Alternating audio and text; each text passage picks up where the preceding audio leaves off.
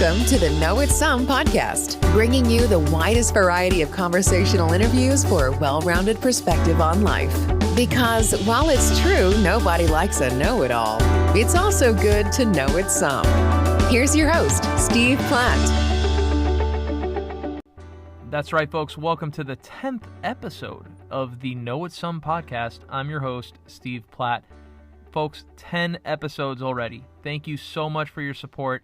That's really a testament to all of you guys. I could not do it without you. We have really interesting guests lined up for the foreseeable future, and that's all due to you. Today's guest is no exception.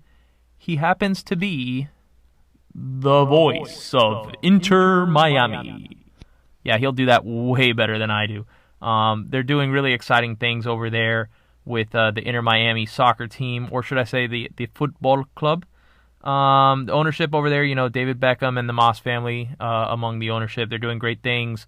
Plans for a new stadium, I believe. They have some renderings out now. They're going to be going to full capacity against DC United in their next home match, which will be insane. So great, exciting things for the Herons coming up. Mike's story, you'll hear it in the episode. It's kind of interesting. He's done play-by-play and color commentary at the high school and collegiate levels. He's been doing this since he was a wee toddler, and he'll talk a little bit about that. But now he's doing the PA announcing for the Herons over there at the Miami Inter Miami Stadium, their temporary stadium.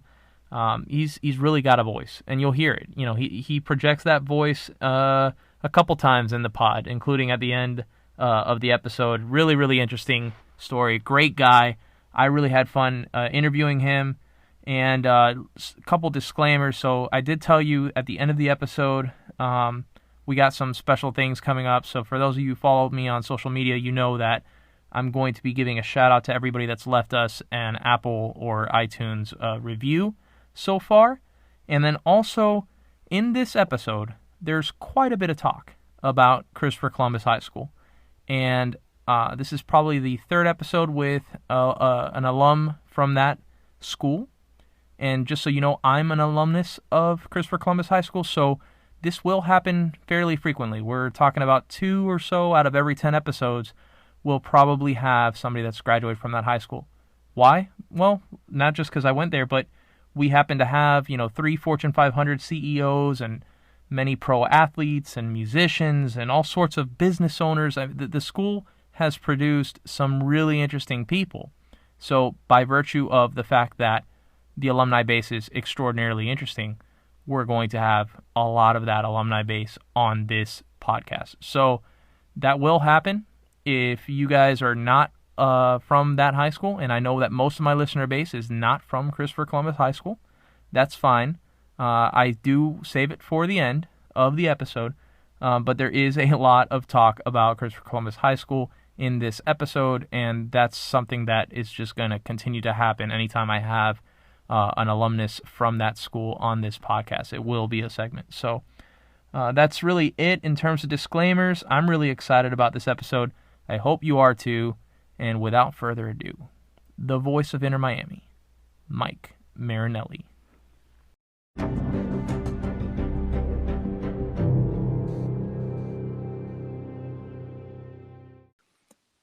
Hey, Mike, how's it going?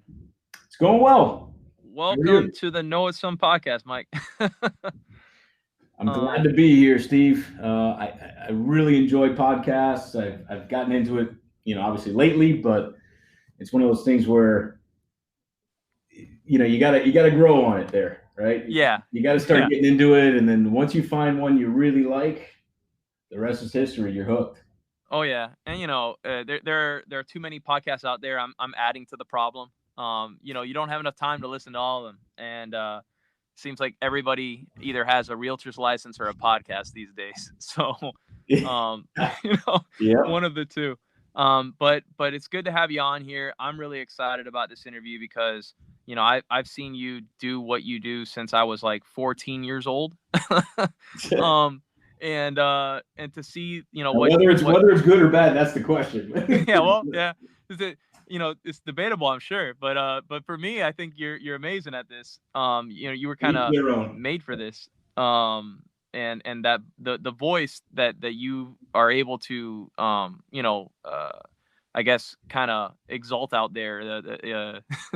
It's pretty impressive. Thank you. I have a question for you before we get too deep into things. So I've seen you cover everything from football and basketball. I know you're the golf coach. The golf coach over there at Christopher Columbus High School. How did you get into soccer? Is my first question. Did you play soccer growing up?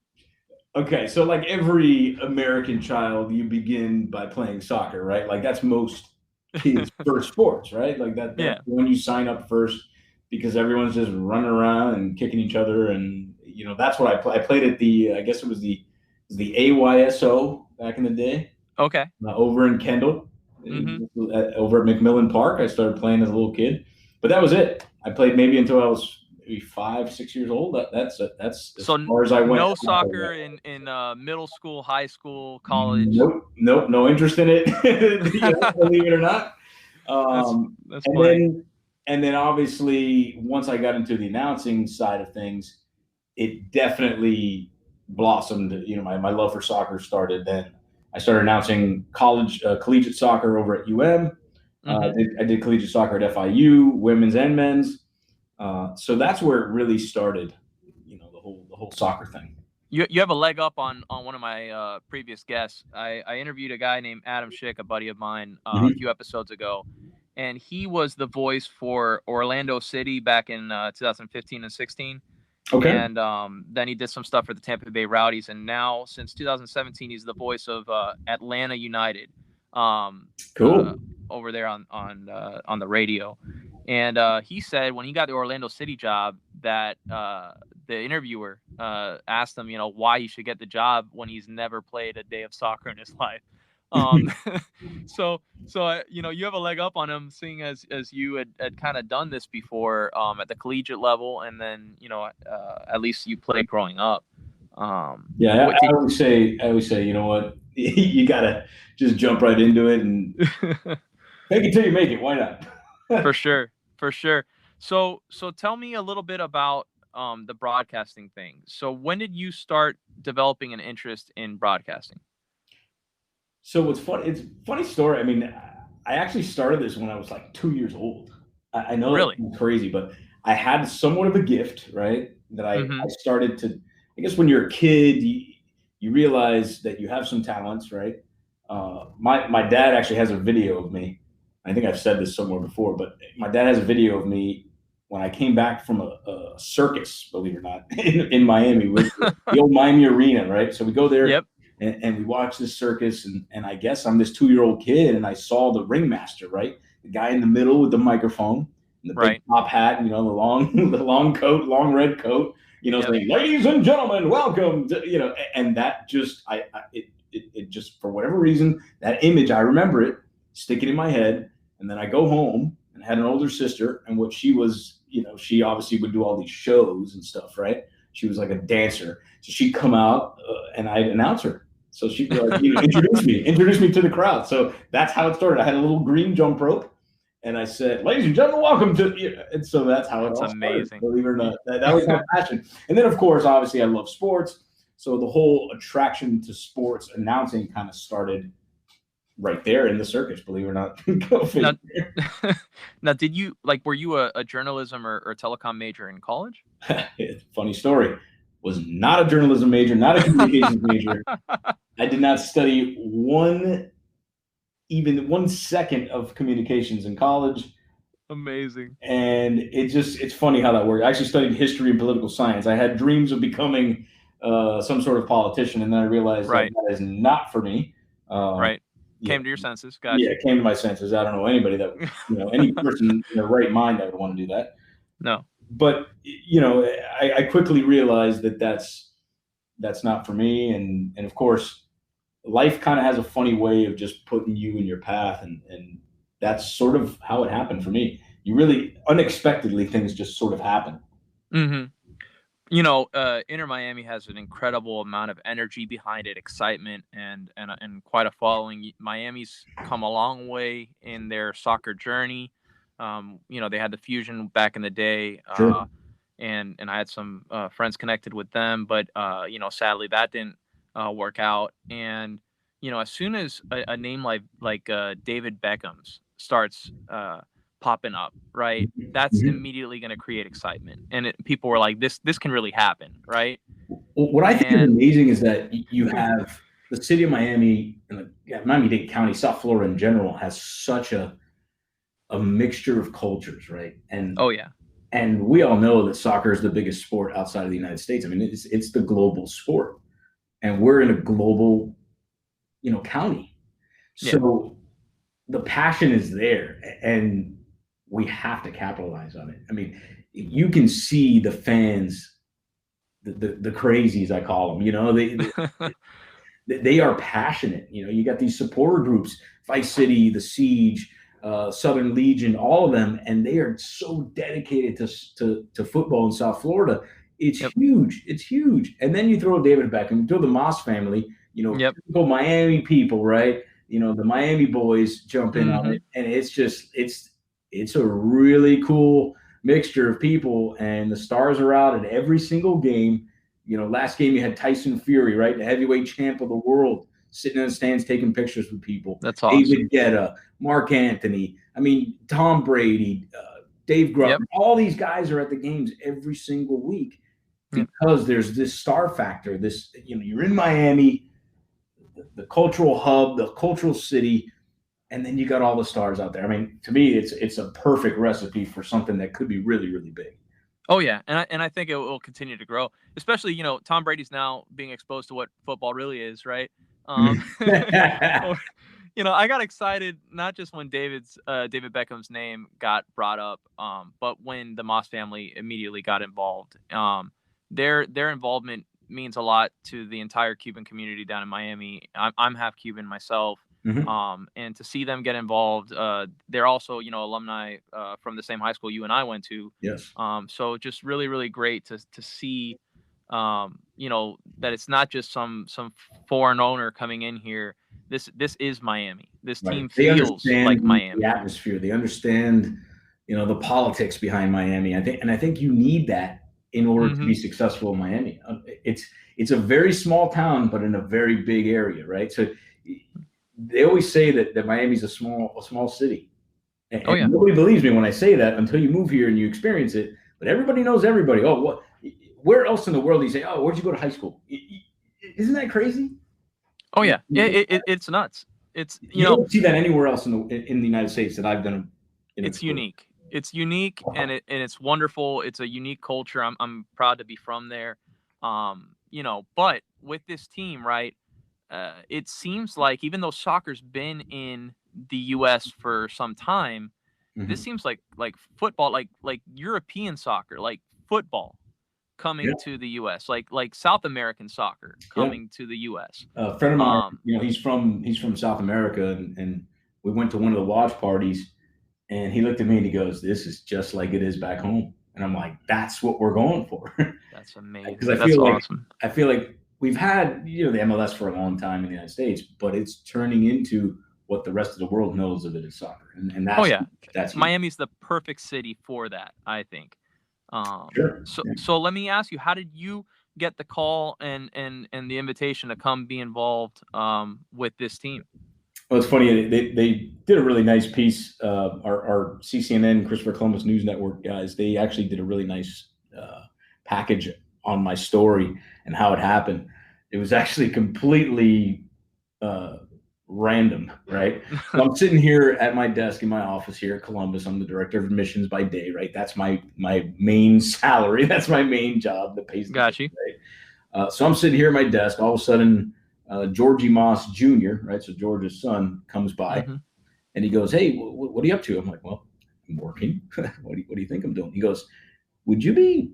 I know this is kind of crazy, but would you be interested in maybe announcing for the soccer team?" And I was like, "Excuse me, like you want me? Are you You're like, serious? oh, the soccer team, like Like Columbus the soccer. soccer team, like Columbus? I already do that." And he's like, "No, Inter Miami CF." I'm like, "Oh, whoa, okay, this is interesting."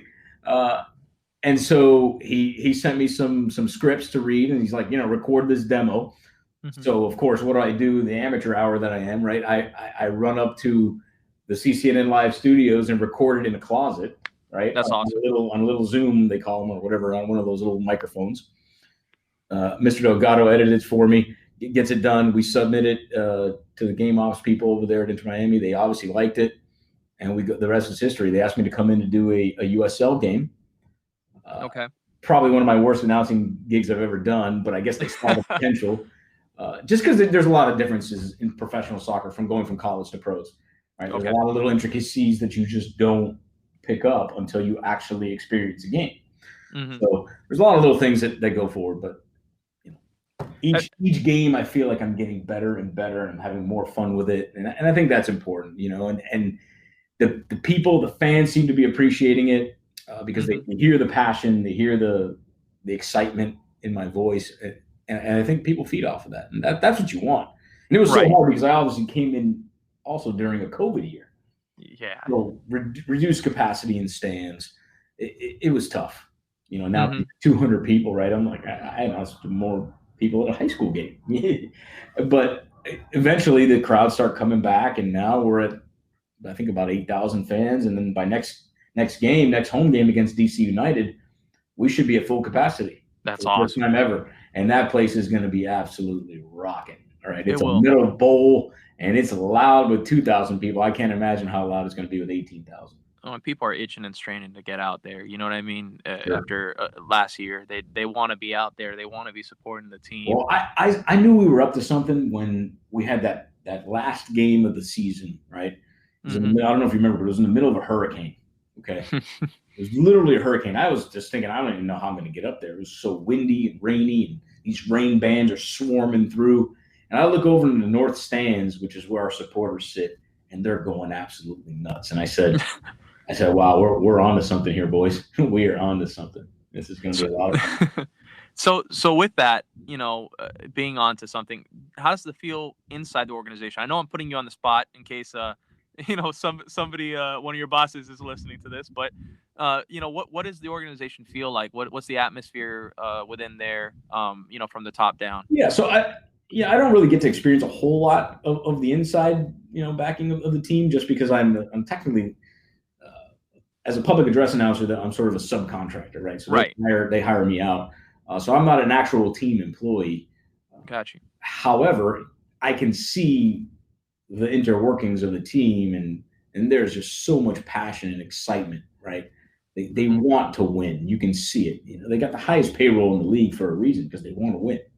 Oh yeah. Well, most cities are saying, well, let's try and make a few dollars, and no, we're going all in. And that's the sense that I get, is we want to be a first class organization, from the camera operators to the sound guys. I mean, there is a pure dedication to be the best there is. Absolutely. And be on a global level, on a global market. And you want some of these fans from outside the United States to look into and become fans of Inter Miami. So that's what I noticed is the dedication to be great, right? And that seems like it's going to continue. I mean, they are already looking at the plans for the next stadium, even though, where you guys play now seems like a great place to be and a lot of fun and everything, right? Sure. You're going to build a true, great, big, beautiful soccer stadium. Absolutely. Freedom Park, right? And and I believe they just released some renderings this week, actually. That's awesome. I'll have to check that out. Yeah, really, really nice. All the Miami teams went through it, right? You went from Joe Robbie Stadium to Marlins Park, or the Miami Heat playing in that old Miami Arena, right? Going to AAA. It's something that they do, right? Even going from the Orange Bowl to Dolphin Stadium, right? So you guys are going to go through that. That's going to be a beautiful thing. Have you had any interaction at all with the coaches, the players? Have you been able to see David Beckham in person or anything like that? What's tough is that with COVID, there's a lot of restrictions, right? So I sort of stayed in my box, and that's where I go. Game days, I just go straight to my box, do my reads, stick to the script, and get the fans hyped. But there's really not a whole lot of interaction because of all the restrictions. Obviously they want to keep the team. That makes sense. sort of away from as many people as possible. So That definitely makes sense. yeah. What kind of preparation goes into preparing for a match? Oh, a lot of honey and tea for me. Yeah. So obviously, there's a script that is written up by the game manager. She does a great job with planning the actual um, the script for the game. So all the sponsors, all the reads, and so that's my prep. Also, I got the hardest part of my job, I believe, is getting the pronunciations correct. I'm a big stickler on that. I do not want to announce someone's name and butcher it in front of 18,000 people. I commend you for that. So many folks don't take that kind of care. Right. Yeah. And it's hard because there are some names from Slovenia and all these places that you're like, I have no idea how to say that. You're like, how many consonants is that? I do my due diligence. I go online. The best thing that I do is I actually go on YouTube and I type in the player's name and I just try and pick up on how everyone else says it. Across the board, a lot of the rosters are different. Some teams put the phonetic spellings, some teams don't. So you really have to do your research ahead of time. You can't just show up and expect to know their names. So the most time it takes me is actually to prep for the roster names. Right. And I learned the hard way at FIU, right? So when I announced a women's college basketball game, there was the girls on the FIU team. I don't know if you ever seen some of their names. They're all from Eastern Europe, right? And it's like Catalina Gaskovaskovic, and you're like, that's awesome. You got to spell it out phonetically, but it works out. Just give everybody ski and bitch, and it's exactly.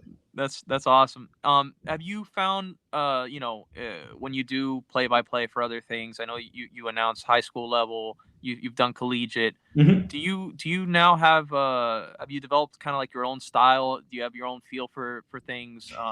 The way that you announce a goal kind of deal. Like, have you found your own way? Yeah. So one of the things that so for Inter Miami, I do public address, which is a little bit different than play-by-play. Right. So the play-by-play I do more for Columbus and other events. But one thing as an announcer, you have to let the game sort of breathe. I think that's one of the most important things that any announcer can do. Sometimes we're a little quick to go on there and just and get loud. Right? Sometimes you almost have to let the moment happen. And I think a lot of announcers don't do that enough. Yeah. And I think it also, you have to be neutral, right? As much as you're rooting for your home team, obviously with public address, I can be a little bit more of a homer, right? Right. But with regards to doing play-by-play and things like that, you have to be a little more neutral. You have to have respect for injuries, things like that, growing up, you make those mistakes as a young rookie announcer, right? But over time, you realize that there's little things, little intricacies that you have to pick up on. And I think letting the game breathe is the most important one, for sure. Gotcha. Well, I also noticed, you are the head coach for the golf team over at that high school. Yeah.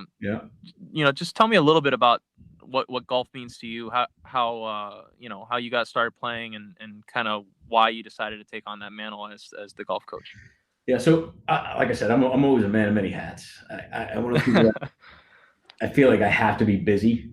If not, I'm just bored. Right. So I'm always doing something. I have to be involved in something. And in college, I was not playing football anymore. That's what I played in high school. I wasn't playing football anymore in college. I was going to UM. I'm saying to myself, well, what else am I going to do after school? Let's go over to the Biltmore Golf Course and pick it up. So I started playing golf. I always liked watching golf. I know some people hate it, right? They think it's the most boring thing in the world, and it can be at times. But I grew up as a Tiger Woods, fanatic. Right. So once the whole Tiger craze, that's when I came of age. I mean, that's what did I do? I watched golf. I watched Tiger, and from there, the love for the golf game kind of picked up. Started playing a little bit, got pretty good. Worked here at Columbus as a football coach, and then the golf job opened up. The great Charles Frazier retired, and they asked me if I wanted to do it, and I said absolutely. And I took it as a challenge. I would say I'm a head coach, varsity head coach at one of the top sports programs in the country, and let's do it. Let's do it big. And absolutely. So I'd say we've had a lot of success. Have some of the guys you've coached, have they gone on to collegiate or pro am kind of careers? Sure. Yeah, I got a couple of guys. One guy, Juan Umar, Wound up playing at Barry University, was very, very good. A couple other guys have gone over to the university level. I got Roberto Nieves now at University of Delaware. He's setting all kinds of records at UD. Amazing. Playing really well, qualified for a Puerto Rican Open not too long ago, this past winter. So, yeah, I've had several players going to college, small colleges, big colleges. That's the goal. The goal is to get them into the college and continue to play if they'd like to. And move on that way. But yeah, I love the game of golf. That's awesome, and it's great that you've been able to kind of mentor them and kind of coach them through it and help them develop their game as they try to progress to the next level. Yeah, what's funny is I'm not even one of the best golfers in the world, but I can manage the heck out of the game, and I think that's so important for these kids. Mm-hmm. They don't get it. They don't understand that from 100 yards and in, you got to get up and down. That's what the pros do. Yeah. They all hit it a mile, but they don't get the short game aspect of it, the mental aspect of it, how to rebound from a bogey. They just don't get it. And so that's what I want to teach them. I want to teach these kids how to manage the game and how to do it the right way. Gotcha. Yeah. So I saw that Inter Miami just had a win this last weekend. Cincinnati, right? Away game. And then what's next on the schedule for them? So next game, I believe they play the Chicago Fire this Saturday, coming up the 22nd. All right. Chicago. And then we're at home again on the 29th against DC United. And that's going to be a full capacity game. That's going to be a lot of fun. I'm looking forward to that. That's awesome. Well, I wish you the best of luck with that. Before I let you go, I always ask my Columbus High School alumni on the show some of their favorite high school memories. I'm sure there are probably too many to count. Oh, man.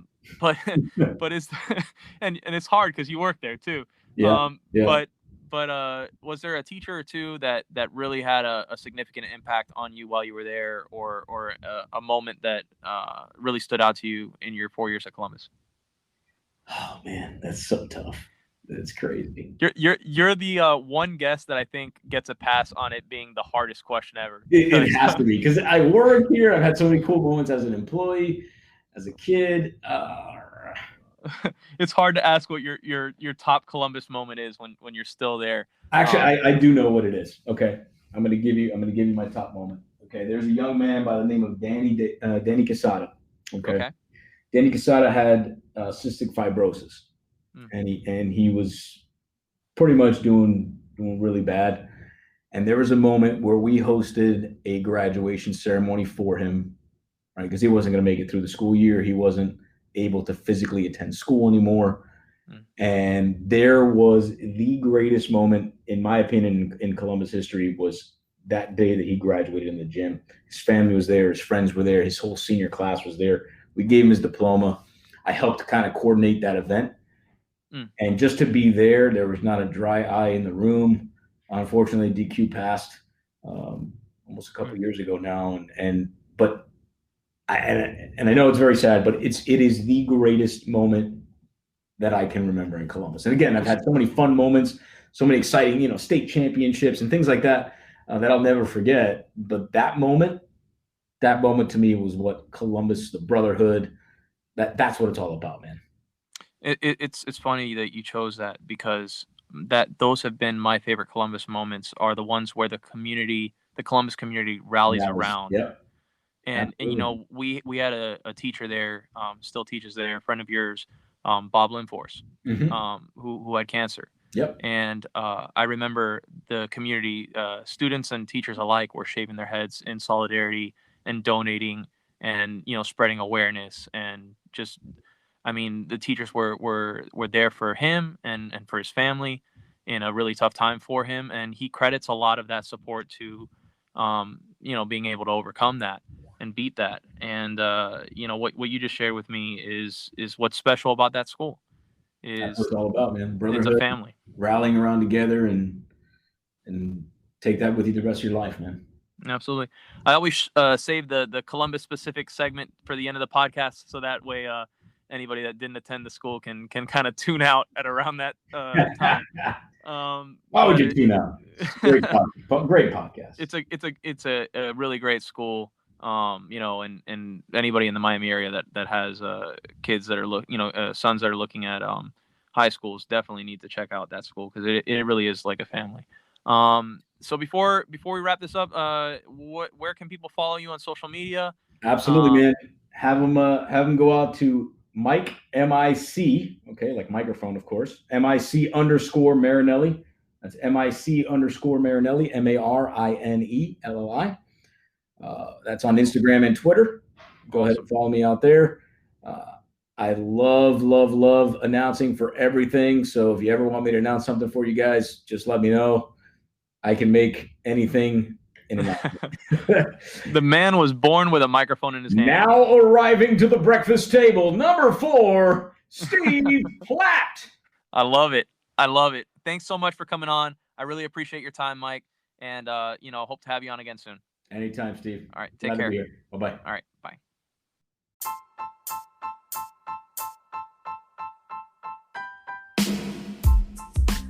And that'll do it for another episode of the Know It Some podcast. My thanks again to Mike Marinelli.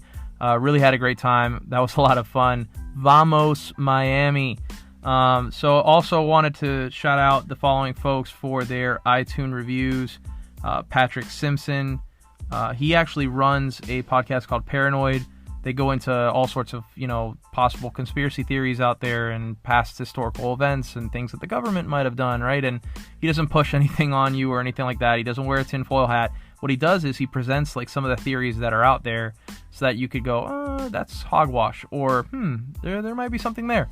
And then from there you could go down your Google rabbit holes and see what you could find. So thanks to Patrick. Paranoid with Patrick Simpson. Check out his podcast. Thanks to Franzin J07, Flower Girl Jax. Let's see, JA0721, and then Bob Saget and John Stamos. Pretty sure that's not who that is, but thank you nonetheless to Bob Saget and John Stamos for the positive review there. RDHITO. That's actually my friend Raul. He is a stand-up comedian down in the Miami area, and he's been a supporter since day one. So thanks, Raul. Check him out if you guys like comedy. That's his social media handle, RD as in dog, HITO. And then Gator Litigator. My first ever review on iTunes was from Gator Litigator. So thank you to him or her. And thanks all of you for your support. Greatly appreciate all of it. It means quite a bit to me, but more importantly, it helps us continue to bring the same great, wonderful, interesting guests that we've been bringing you. Got several lined up and more for the future. For right now, I'm going to keep it a weekly podcast. I'm not going to do the bi-weekly thing. This is not the JRE, Joe Rogan experience or anything, okay? So just a weekly podcast, but very excited to bring you a new episode every Tuesday going forward. We've hit 10 episodes, folks. We'll be at 50. We'll be at 100 before you know it. Let's enjoy the ride. Share it with a friend. Like us on social media. Share our posts. And make sure that if you haven't yet, rank and review, please. All right, folks. Appreciate all the support. See you next week.